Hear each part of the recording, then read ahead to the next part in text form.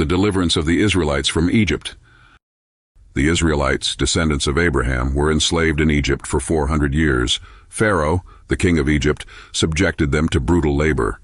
God heard their cries for deliverance and chose Moses, a Hebrew raised in Pharaoh's palace, to lead his people to freedom.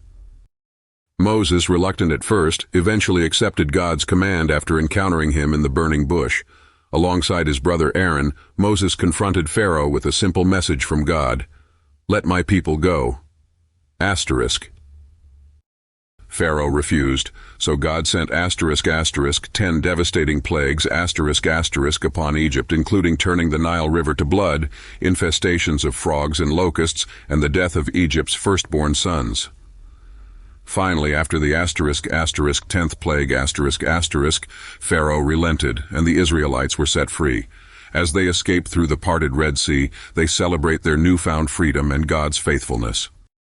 God guided the Israelites out of Egypt with a pillar of cloud by day and a pillar of fire by night. They began their journey toward the Promised Land. Not long after their departure, Pharaoh regretted letting the Israelites go. He gathered his army, including 600 chariots, and pursued them to bring them back into slavery. As they escape through the parted Red Sea, they celebrate their newfound freedom and God's faithfulness. Meanwhile, the Israelites had reached the shores of the ** Red Sea ** and found themselves trapped. Pharaoh's army was behind them, and the vast sea was in front of them. They panicked and cried out to Moses, accusing him of leading them to their deaths. Moses reassured the people, saying, "Do not be afraid. Stand firm, and you will see the deliverance the Lord will bring you today." God instructed Moses to raise his staff over the sea, promising that the Israelites would walk through on dry ground and that Pharaoh's army would be destroyed. As they escape through the parted Red Sea, they celebrate their newfound freedom and God's faithfulness. As Moses stretched out his hand over the sea, a strong east wind blew all night, dividing the waters and creating a dry path through the sea.